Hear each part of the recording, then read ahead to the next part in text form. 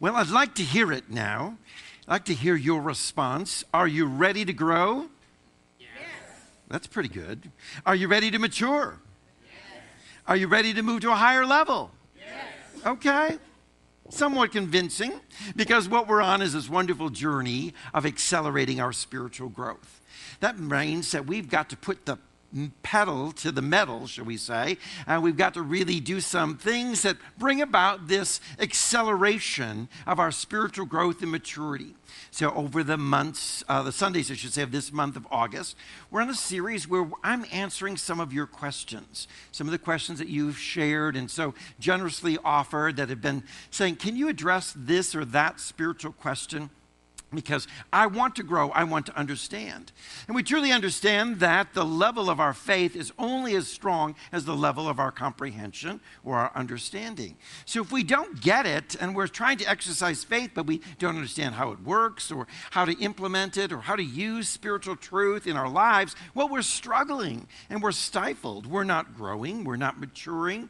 We're truly not able to accelerate that spiritual growth unless we have this level of understanding coming to our hearts in our lives. So we're journeying together as we're asking questions and seeking some answers together during this month. So I really appreciate everyone's input, and if you have a question, feel free to jot it down, share it with me either through Facebook or through an email, or you can even just shoot it to me or call me, text it to me. It doesn't matter what it may be, because the journey here is helping everyone coming to this level of understanding that we move together as a body, as individuals in our spiritual life. We understand that what has happened in our world today is that we've created quite often some very weak Christians, weak spiritual people, a community that is somewhat fragile in its own faith because we haven't had the opportunity to ask questions. We've grown up maybe in churches where we say, shut up, be quiet, just listen to what the pastor's got to say. Don't ask questions, don't wonder, don't inquire, because the inquiring minds are never going to get you anywhere. We've grown up sometimes in these environments, and I want to say in here at City of Light, it's okay to ask questions. In fact, it's very appropriate. And in our spiritual life, it's really important that we say, wait a minute, I need to understand this. Help me to comprehend. Throughout the scriptures, we find those who came to Jesus and said, help me understand this. I don't quite get it. Jesus didn't say, stop, I'm teaching a class. Don't bother me. I don't take questions during this time. That was not his mindset at all. But it was there to answer the questions, to help them. Sometimes answering them through a simple story, a parable, a metaphor, something that they all understood in that day and age, in that culture, in that time. So they all came to these wonderful, great aha moments. And how beautiful it is that the whole spiritual journey is us coming each and every day to greater aha moments where the light goes on, where we come to these levels of understanding and our faith becomes so much stronger. Now, all through history, we have seen that there are prophets, pastors, teachers, spiritual leaders, gurus that have come forward, way showers, etc., that have been there. Even from the scriptures we read in the gospel, in the first chapter of the book of John, there was a man sent from God whose name was John, sent by this wonderful spiritual inspiration to be a teacher, to prepare the way, to help people to come to a greater understanding. Jesus said, I have come as a teacher. He said it over and over again. I've come to teach and that you might see the way of that salvation within your hearts and your life. He was found teaching in the synagogues. He was there answering the questions. And sometimes in our world today, we find spiritual leaders just want to preach at us and maybe tell us the stuff that they think you need to know. But I really want to know, what is it you want to know? What is it that you're struggling with? So join us on this wonderful journey as we begin to seek together, as we look for the wonderful answers to our spiritual questions in our individual lives. Because what we really want to do is mature, to grow, to become the children of God that we're called to be. Let me tell you this, that growing old is mandatory, but growing up is optional. And so here we are in this wonderful journey, taking this option to say, I want to grow up in God. I want to grow up in my spiritual life. I want to become more mature. I don't want to stay where I am, and I don't want to be left in this place of wondering and questioning and searching and saying, I don't quite get it, and it doesn't mean something to me. I want it to be vibrant, alive, pertinent, and relevant. So let's join together in that journey. We're going to leave behind our ignorance of truth and discover truth, embrace truth. Why? Because truth has been around for the ages, and that's what we are. We're seekers of truth, right? Not seekers of denominational dogma, not seekers of some man's creed or ways, but seekers of the truth that has been ageless for us and how we can apply that truth. Jesus invited us to say that we will one day worship completely in spirit and truth, meaning that we'll completely be so understanding of this divine presence within our life that the way that we live out is living these ancient universal truths, ageless wisdom that's been around throughout the ages of our lives. So the first question someone offered to me was this. They said, all my life I believed something to be this way or a certain way. And now I hear things being presented in another way. It's a way that's maybe not so familiar to me. It sort of rocks my boat when I hear all these different things than what I grew up with or traditions as they were. How do I handle this as I hear change?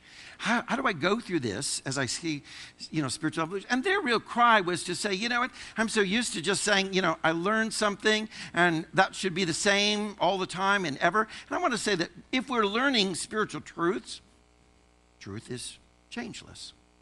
If we're not learning spiritual truths, there will be adaptations or understandings coming to different levels of unfolding us to help us. Oh, I get what that was really meaning or understanding. For Jesus said, you may have heard it said unto you this way, and I say unto you, it's this way. Okay? So Jesus was addressing a lot of the conversations that people had of that day and age, that there were Pharisees and Sadducees who had different ideas, different opinions, different rules and regulations. Wow. Let me tell you, it got pretty heavy back in those days, if we were to go back there in time, because there became saying, we're going to live out this spiritual truth that we need to honor a Sabbath. Okay? Now that sounds pretty good, right? Great that we just set aside a time of rest that's totally dedicated 100% towards our spiritual renewal. Now we all need that. Your body needs a physical Sabbath. Your soul needs a spiritual Sabbath. Sounds great. This is good teaching, right? It's good.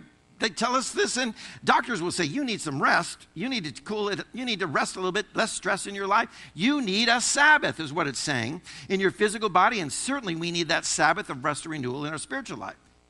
Now, here's where man gets in the way and starts saying, okay, so you need to rest, and I mean 100% rest. You need to rest so much that if I catch you working with food a little bit, you're cooking. That's not resting. So you're now meddling in that. And if I catch you, doing something over here, that's not rest either. So we're going to get all these rules going here. Here's a rule that says, if you toss a grain of wheat in the air, you may be threshing wheat. So don't be caught tossing a grain of wheat in the air. Let's be careful that you're not, pounding wheat or doing something, any kind of manipulate, because you may be working some way. So here's rule after rule after rule after rule. That's not truth. It's man's adaptation and regulation of what could have been a beautiful spiritual truth that says, yes, let's find a rest, but let's not have so much dogma and creed around it, so much ideas of rules and regulations around it, but there's no freedom in the expression of that rest. So you see the Pharisees and Sadducees would come to Jesus and said, I caught your disciples. I don't think they were washing their hands, and there's purity rituals and laws here. I caught your disciples going through the fields, and they were running their hands through the wheat. I think they were gleaning. They were sinning. They're wrong. They're breaking the rules. Wow. And Jesus said, wow, let's break this thing down. Come on. You may have heard this law, but let me break down and tell you what it's really meaning. Let's get to the nitty-gritty. Let's understand and comprehend it. So he invited them to dialogue just like this, where we're sitting around and Jesus began to teach and said, help me understand what this whole Sabbath concept was about. So that, along with many other things, Jesus began to unfold and teach and say, you may have heard it this way, but I'm going to bring you some insight so you get it and understand the core value of what this is all about. So let me say this, as we start looking at things and we find change maybe or evolution of our spiritual life. First, let me say, number one, change in your spiritual life is crucial. What is change? Growth, right? When you grow, you're changing, right? Anybody here staying the same as you were when you were 6 years old? I hope not, because I don't think anybody looks like you're 6 years old, so you've obviously changed somewhere along the line. I hope your thinking has changed from since you were 6 years old. So we've all experienced an evolution in growth. Change is crucial for our lives. And if we're not changing, let me tell you this, you need to find an environment where you are changing, where you are growing, where you are maturing, and where you are invited to maybe have the opportunity to question and to search and to seek, to learn more. Jesus tried to constantly create those as a way shower and a teacher, always trying to stimulate people's thinking and help them to ask those kinds of questions that would open up. For he wasn't telling them what to think, but inviting them to a journey of how to think. So he began to unfold and really telling them some truths that were really the good news. Now let me tell you, there's a big difference between the good news. The good news, referred to as the gospel, and it's not about a dogma or religion. The good news is good news for your life. It's good news and it unites everybody. It's not the fake news. Because the fake news wants to create divisions in our world. And we have all these people proclaiming, this is fake news, that's fake news, you're fake, you're wrong, this and that. And it creates this divisiveness within our community. But good news, everybody goes, oh, that was good. Oh, I like that. What is it about good news? Good news unites everybody and pulls everybody together, and we start feeling good about it, right? When we hear good news, we say, ooh, I like that. You liked it. We all liked it because it was good, right? This is what Jesus began to unfold for us, is how understanding that there's a spiritual change that's coming into our life, and it's a result of good news. Good news, truth that's coming to your life. And he began to unite these Pharisees and Sadducees and people of diverse teaching under this concept of good news. Oh, it's bringing us all together. In other words, it's truth. And let me tell you this, if it's true, it's good for you and it's good for me. If it's not true, and I could say, oh, but my truth is really good for me, but you guys, not so much. You know, it's not really applicable for you, and you know, what I believe and how I believe in my life and what I think about it is really good for me, but it's not going to be good for you. But universal truth is good for everybody. It's not a respecter of persons. So when we understand what universal truth is all about and how it flows through our lives and what Jesus began to teach, it was the good news, and it was good for every single person. Because when we understand truth of good news for all people, we understand that, well, we are all facets of the same diamond, right? But each one of us may have a different expression or shine or reflect the light in a different way. But we're all part of one diamond. So it's got to be good news for all of us, not just good news for me and not good news for you. It's got to be truth that works for every single person. Sometimes we hear people proclaiming, well, God's wrath is about to fall on you or this community or this group of people because of who you are. We've seen these in the news. Spiritual teachers, preachers, pastors who are proclaiming, you know, God's out to destroy this group of people or punish you because of what you've done or how you've lived. So that's truth. So how is that good for me if it's good for you? In other words, they were often kind of predicting the wrath of God to fall on you because I don't agree with you. It's really often, you know, saying it's more like that's kind of what I'd like to have happen to you because you're different than me, or you think differently, or I want to see you punished and suffered. Yet universal truth would be to say, I want to predict that the love of God is falling on everyone. Now, that's good for everyone, right? And when we open our hearts and our lives to say, instead of God is out to punish and God is out to dump wrath on you, how about saying, God is out to bless you? And when we realize that, through blessing, we're united. We're coming to a sense of oneness. We come in a sense of collaboration and unity with each other because we understand it's through blessing versus cursing that we really are building together community and how it all comes together. So let me say, as we sometimes hear change and we somehow hear things presented in different ways and we hear new truths being brought about, remember, if it's good for one, it's good for everybody, then it's really a truth. Now, I grew up with a wonderful truth. Don't dance, don't chew, don't go with girls who do. Okay, so is that a truth that works for everyone? How does that work for you, huh? Not working so much, all right? Not working so much for you or you, right? So, it's one of those things. Is that really a truth that we live by? Oh, that we don't believe in dancing and we shouldn't dance and we shouldn't chew tobacco or shouldn't, and those who do we don't want to associate with or celebrate with or hang out with. So is that really a spiritual truth? Yet we found those concepts preached from pulpits, that people would spend their time trying to bring about these kind of teachings when we understand, wait a minute, if it's good for United States, it's good for Argentina. And if it's good for Argentina, it's good for Nairobi, Kenya. If it's good for Kenya, it's also good for China. In other words, it's universal. That's the way God works. God's not a respecter of persons or saying that the truth works just for me or it's applicable for my life or my way of living or my view, but it's truth that is ageless, timeless, and it's there all the time. Because Jesus was teaching truth which brought about change. So when we hear something presented in a different way, we have to ask ourselves, is this true? Would this be universal truth? Because we often hear a lot of stuff that people are talking about in today's world of spirituality or particular religions, and the dots just don't connect. They don't connect. It's kind of crazy. I mean, that was part of my big frustration growing up as a preacher's kid, was that people would say certain things that don't match with other things that they did. There was a hypocrisy. Judge not, lest ye be judged. Oh, but let's gather together and judge one another. It was like, wait a minute, that doesn't connect. I don't understand how that works. How can we be about judging one another when we proclaim judge not? How does that work? So what's the truth here then? Is it that there are exceptions to the rule, that, it's okay that we can be judging others? And so when we understand that, we have to say that this brings about a clarity. Jesus wanted us to have clarity. So the next question someone asked me is, what's clarity? What do you mean by clarity?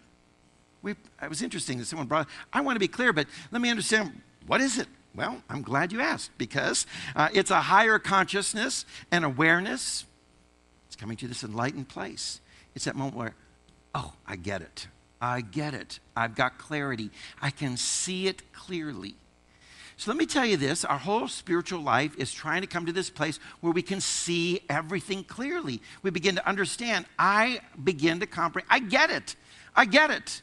Because there's no sense in you going through a spiritual journey of your life wondering and not getting it and being clueless about something.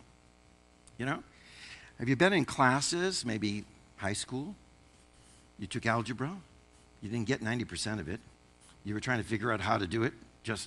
Can I just get through the class? Can I just, pass? Could I get just a D or a C? I'd be thrilled, because I just don't get it and there's no enjoyment. How about the classes where you did get it? Something you really loved. Did you not excel in those environments? So this is the whole thing that Jesus wants for you. Wants you to awaken to this wonderful sense of clarity that may be bringing about some change in your awareness, your consciousness.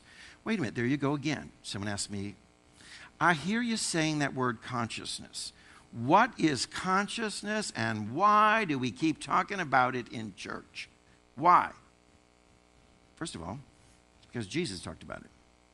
Second of all the Bible is all about, hello, wake up, become conscious. If you could want to say it in a contemporary nutshell, be conscious, get aware, awaken to truth that is there, that is life-changing and sets you free, liberates you. That's right, liberates you, sets you free. So come to this wonderful awakening or consciousness to this, because our consciousness is what we're paying attention to. What are you paying attention to right now? Are you conscious of something outside? Are you paying attention to me? Are you paying attention to screens? That's your consciousness. It's your awareness in this moment that you're paying attention. It's our mental awareness where we are. And our consciousness is simply everything we've ever believed and or accepted to be truth about ourselves. So there's a lot of things that we've accepted to be true, right? About ourselves. We think they're true anyway. Like, you're worthless. Some people have accepted that to be true. You have limited skills and abilities. Some people have accepted that to be true. You're bad, and God really wants to send you to hell. The God who is love really is looking for a way to just come down on you and punish you and send you away. Some people accepted that as truth. It's what they began as their mental awareness. This person said to me, I go to a church that preaches a certain dogma, that they're right and everyone else is wrong. Someone says, I go to an environment that says the people all around me all believe that they are better and that their way is better. And so when I come to church, they say, you need to change to be like us or get out. If you're not like us, don't think like us, act like us, talk like us. Because that's what our idea of unity is. But isn't it interesting when we talk about what is true unity in our world? An ocean describes beautiful unity. Yet doesn't it have a wide variety of diverse waves? You ever go surfing? Ever go boogie board surfing or just going out to the beach and you're looking for that great wave and you wade out to a certain level of water and you say, ooh, look at that. Oh, no, that's not so good. Let that wave go by. Oh, here's a great wave. Let's go. Come on, swim. Get in the wave. Ride the wave. It's different than the other wave, right? Any two waves identical? No. Are they all part of the same ocean? Oh, yes. So sometimes we live in a world where they said truth is everyone must think like me, act like me, talk like me, look like me, dress like me. Oh, my son and daughter, years ago, we were part of a congregation growing up in a more fundamentalist, biblical literalist church. And we were at the shopping mall, and I had left that congregation, was pastoring an MCC environment, and my kids said to me, oh, look, this woman, she goes to our church. Oh, no. She just looks like someone who goes to our church. Dad, everybody at your church is so different. They don't all look alike, talk alike, think alike. There's just a lot of diversity. But you see, that's what unity is. Unity is made up of diversity. When we look at what is to be in unity, it doesn't mean that everyone is melted down to look alike, talk alike, think alike, but that there's a sense that we're all diverse, but there's oneness in our diversity. And that's good, right? Every facet on the diamond is a little different. And every facet on the same diamond will reflect light a little differently. And that's good. They're all part of the same diamond. So when we understand this, we're understanding really what it means that we're conscious, that we're alert, we're aware, we're awakened to understanding this wonderful truth of what it means to be one in God, one in Christ. That oneness doesn't mean that everybody is the same. It just means that we all come to this wonderful expression of what it means to live and experience God. And we all maybe express it slightly different. And that's okay. I'm going to tell you this. We kind of laugh because in our classes we talked about, when you die and get to heaven, whatever that may be, God's not going to be there checking you in and say, excuse me, did you shake a tambourine on Sundays? Because I didn't see you shaking a tambourine. You're over here. You did shake a tambourine, and that was way too loud, by the way. So you need to, cut down. You with the genuflect thing and the crisscross stuff, what was that going on? I don't know. That was a little crazy. You over here, you were on that constantly kneeling. What was that? And so, you laying on the floor before God, and you, jumping up and down, and you were so quiet. I couldn't get a word. What were you? This meditation thing that you were into your head? What's that? You see, that's not going to be a checklist for eternity, because it's not some sort of like, did you do this or did you do that? But it's this wonderful expression that in our diversity, what we did was we found our gateway, our entrance point to experiencing God in so many beautiful and wonderful ways. I lived in Kenya for years.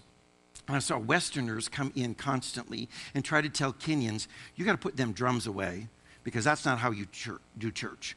And that dancing stuff that you're doing, boom, boom, boom, and you're getting in and you're getting your groove on Sunday morning, and that's not of God. We need an organ. We're going to sing Faith of Our Fathers, some good Lutheran hymns. We're going to be just really quiet, and that wasn't culturally appropriate. And I loved watching it as a kid because I would see these people come in and teach all this stuff. And as soon as they got in their vans and drove off, here comes the drums. Let's have church. All right, here we go. Now we're ready to worship the Lord. Okay, let's jump, let's shout, let's do it. Okay. One way wasn't right and the other way wrong. Everybody found their way and the expression that works for them.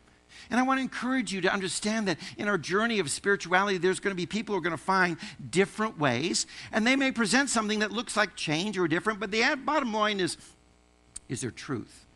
Truth being expressed and lived out here.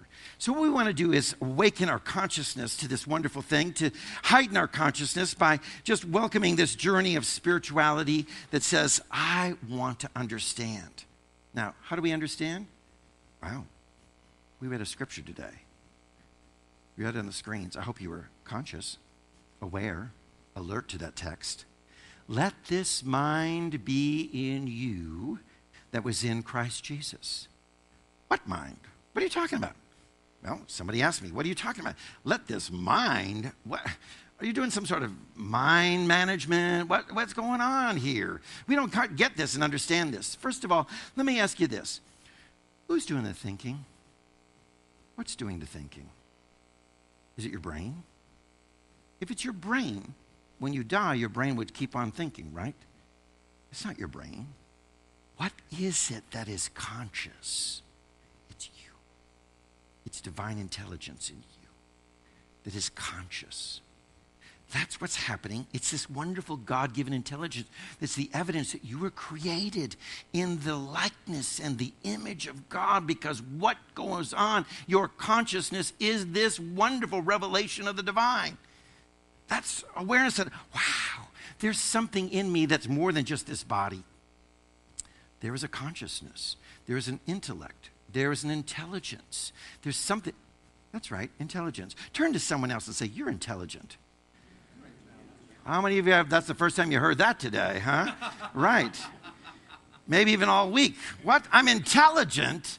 That's right. You have this wonderful intelligence. That's what is the soul, the very thought of that moves us. And the invitation is that this same consciousness that was in Jesus, who walked this earth and taught this truth and explained it and brought clarity to us, it's the same consciousness is available to you. Because why? We're all one. And that the mind of God is the mind that we welcome in us. The consciousness that Jesus had was the consciousness that we welcome, that we awaken to, that we alert ourselves to, that we wake up and go, I get it now because this spiritual truth is there. I understand it. It's there for me. As we seek, it's there. Let this mind, it says let. First of all, oh my God, keyword, you got to let something in, right? And we're like fighting, you ain't coming in. No, I got a closed mind here, and I'm not letting anything new come in, because what I learned as a sixth grader in catechism, or what I learned in my Pentecostal church when I was in Sunday school, or what I learned in my Baptist church is good, and I don't want to learn anything more, you know? Because they say if you have an open mind, something may fall out. What? So it better be closed up tight, because I don't want to let anything fall out, you know? Key word is let. Let this mind, let this consciousness of God, let this awakening of the truth of God that was in Jesus now be in you. Wow, I got to invite it in. I got to let something into my life. I got to maybe change some of my thinking to understand here. I got to understand that some of my thoughts, let's break this down. Thoughts. You know how it is? You got a thought, you think, and then sometimes you thought about it so much, it goes into your subconscious. And it sits there, and sometimes you do things subconsciously, right? You know, because you've thought about things so many times. You know, Scott has learned to play the piano beautifully. It's not every moment that he's looking down at those keys and going, this note, that note, that note, because after a while of playing the piano enough times, he's realized subconsciously, I already know when the note on the page says play a C note, I know the C chord, I know the notes are going with it. He's memorized some songs that he can just play by heart. His subconscious is really rising up. That which he's put in mind is there. And how wonderful it is that we understand that sometimes what is in mind will reproduce after its own kind. What you got in your own thinking here, it's going to manifest in form. So those thoughts that you keep entertaining in your mind, those thoughts that keep going over and over in your head, they sometimes come into your subconscious, and now you act automatically from that. This is scripture, folks. This is the Bible. Dagnammit, this is what Jesus was trying to say. Let this mind, let this intelligence now be in you. Guard your thoughts. Guard what's coming into you. That negativity, all that junk that's going on that you keep absorbing into your mind. Knowing that when you do and you let it in, it's now going to go into your subconscious and you're not going to act from it. And boy, have we not seen some of that this week on the news. People who had some thoughts of racism. Thought that comes into your mind. And then subconsciously people are acting out in those kind of ways and creating all kinds of harm in our world. But they're acting out from places that where they've allowed thoughts and ideas to come into their mind, entertain them, that now subconsciously they're like, yeah, let's get them. Yeah, let's do this. Yeah, let's destroy. Let's wound. Let's rise up. Let's react. Instead of calm down, think about it. What thoughts have you allowed to come into your mind? And let's allow us to really do a house cleaning of consciousness. Because I want you to understand that sometimes that which we've let in our thoughts are going to produce after the same kind. When you have that racist thought, we all do. Let's just get frank. We all do. Some sort of sexist thought, ageism thought, gender bias thought, thoughts about transgendered people, people who are different. We've all had those thoughts. We know that. It's what happens when that thought is entertained. And before you know it, you've entertained it enough and enough and enough. And it's now embedded in your subconscious. And now when you see that someone who's different, your subconscious automatically reacted. Ooh, did you see it? The person who's different than me, roll your car up, roll your windows up, quick, lock the doors. You know those people. Watch out. Or we have this assumption.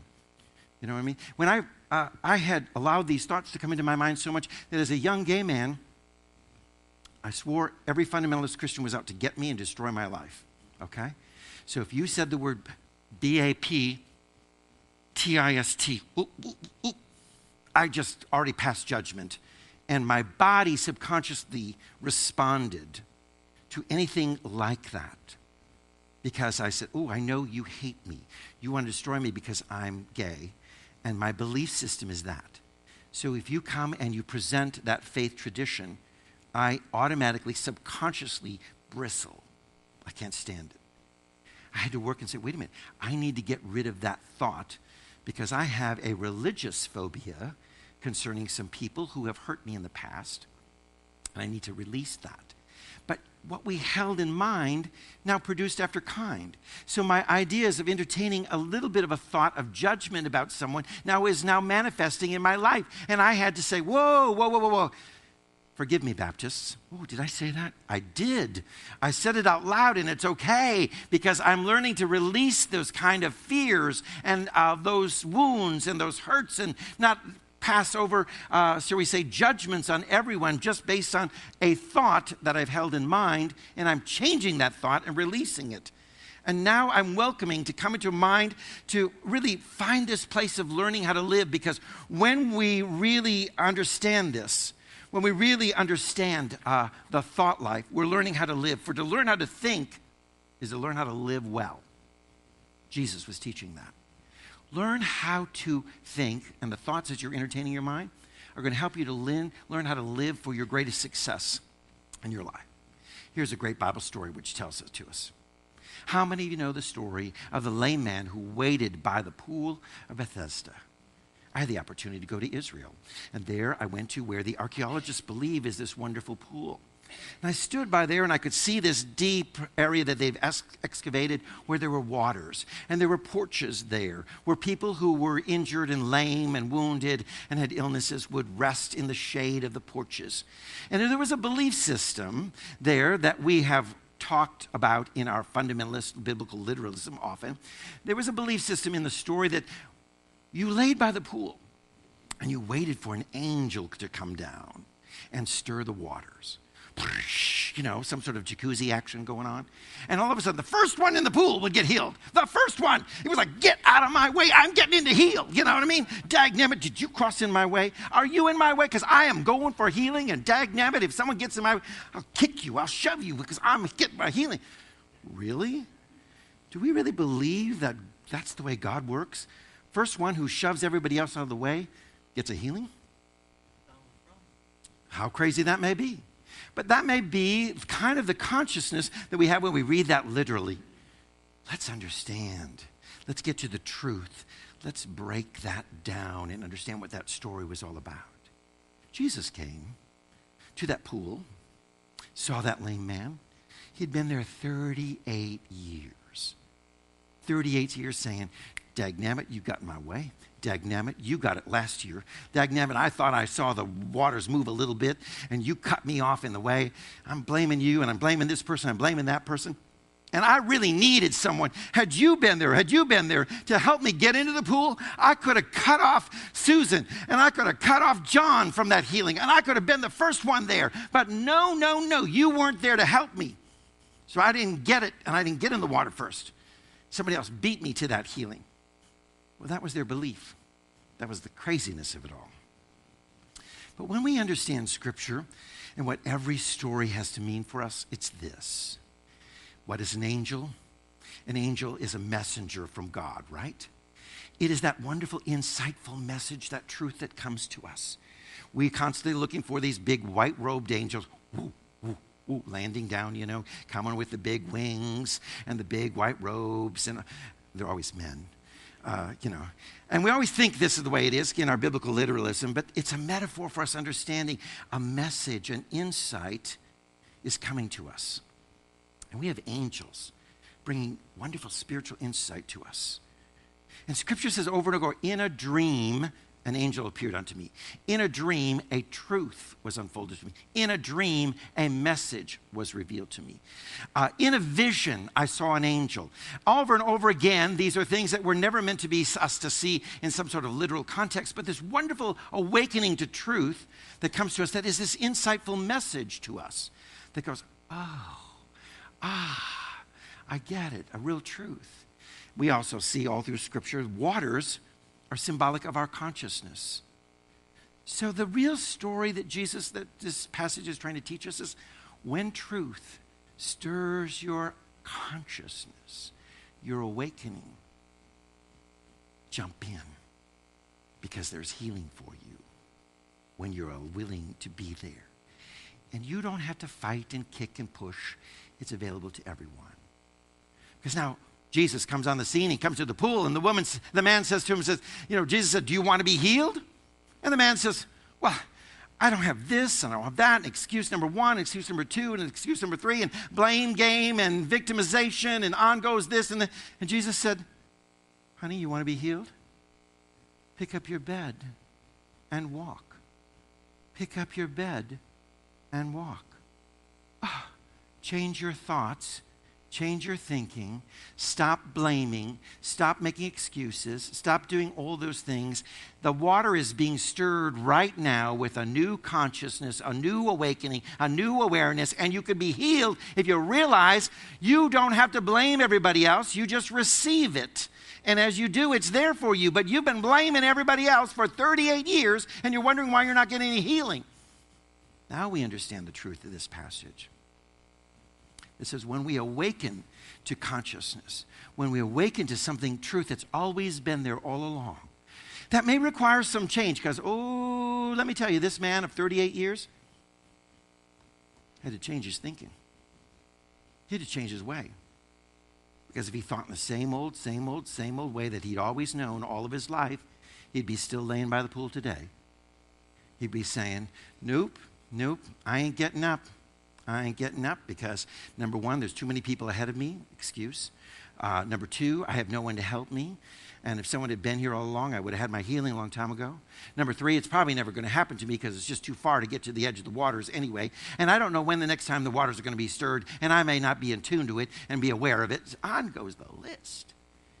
And we've all been there. Jesus was trying to say to us this very truth is that if you want something, Hello, as you think, so you shall receive. So do you want your healing? Then get up. Do you want your blessing? Then get up. Do you want this? Then you got to change some of your thinking and welcome some change and not be so closed-minded to any kind of awakening, consciousness, clarity that we're asking about. And suddenly there is this immense discovery of healing within your lives.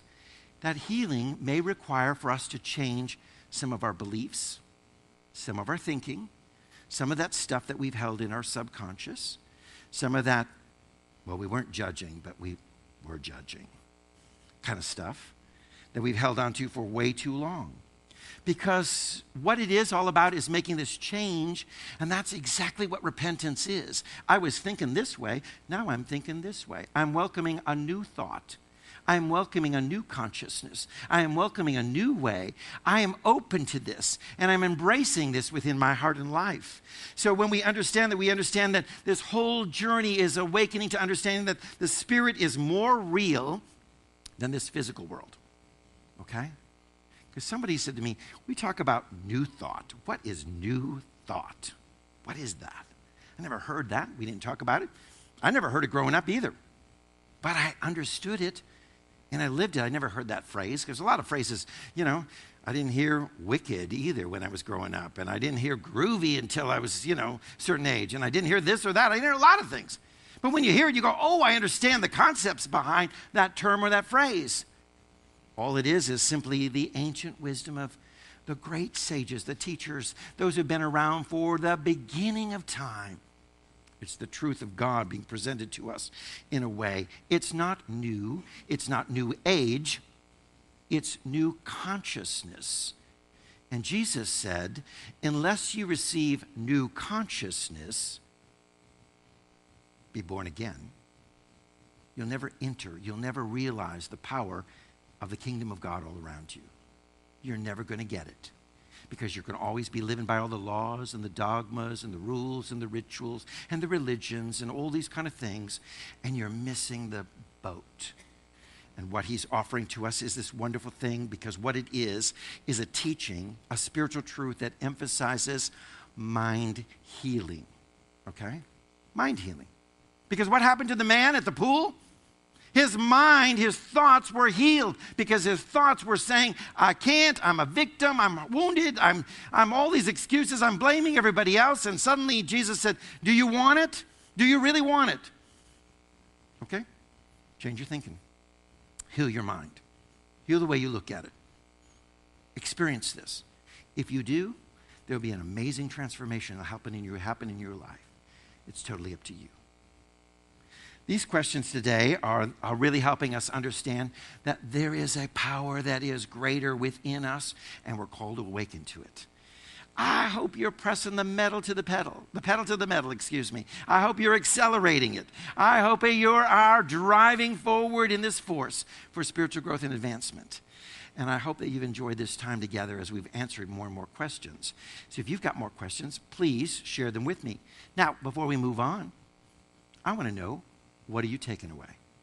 What did you get? We're going to be a little bit informal during this time to say, what did you learn this morning? What were you conscious of? What kind of clarity did you get? Or are you stuck and still have a question? Who'd like to say, what did you receive right now? Who would? Okay. All right, say it out loud. I learned to put the metal to the pedal today. All right, learn to put the metal to the pedal. All right. Someone else. What did you learn? What are you taking away? Somebody else over here? All right. Nobody's taking away anything? Oh, come on. Then let's start all over. Come on. Okay. Good morning. I'm glad that you're here. No. What are you taking away? Somebody else? All right. Roberto. It's not really that I learned today. I thank God, and that's the reason why I come every Sunday. I learn something every Sunday. And I congratulate the congregants and, of course, myself that we have the opportunity to learn and how to interpret so many things from someone like you. Oh. May God bless you all the time. Thank you. Wonderful. All right. Somebody else, what are you taking away? All right, Brenda. I learned today that there are many ways to God, and none of them are wrong. Right. And when we come, we learn from the scriptures, because it's been there all along, that all of them are okay. And it just teaches us a better way. Mm-hmm. Yes. There is one in diversity. There's one in diversity, yes. Well, I was raised Catholic, and for all those years when I was growing up, I was all about the rules and knowing them and all that. And so this is not just today, it's just like crystallization right now. It's like, because to think that I would be where I am now, back then would have been a heresy. Right. You know, but I sure wouldn't want to be back there. And it's not to condemn Catholics or anything. Right. It's just that I see the world in a different way, spirituality in a different way, and I'm just so happy that I am able to do that and have been able to open my mind. Wonderful. All right. Thank you so much for all of your... Oh, Randy. Randy's waving over here. Okay. My takeaway was more clarity on your comment about thoughts held in mind, produced after their kind. So if I don't like what I'm producing in my immediate world, then I need to change my thoughts so I can produce something differently, what I really desire. Wonderful. That's right. You don't like sitting by the pool for 38 years, blaming everybody else? Change your thinking. Who had a question? Somebody else had a... Oh, yes. That if you really want to change your life, you change your mind, you change your way of thinking. Right. If you really want to change your life, you change your mind, you change your way of thinking. Over here. Yes. I learned today that there are several other people that feel and think the way I do, and I'm very grateful to be here. Thank you, John, so much for inviting me out. Thank you so much. Also, that Jesus was definitely long before his time. To see the true teachings of Jesus now emerging is amazing. It almost brings tears to my eyes. So I'm just very grateful to be here, and the welcoming spirit that I had coming through the doors, and to hear your message is awesome. Wonderful. So I'm lost for words right now, but thank you. There's so much more on the inside. Amen. Thank you, everybody, for learning together. Give each other a round of applause as we move on. Thank you so much.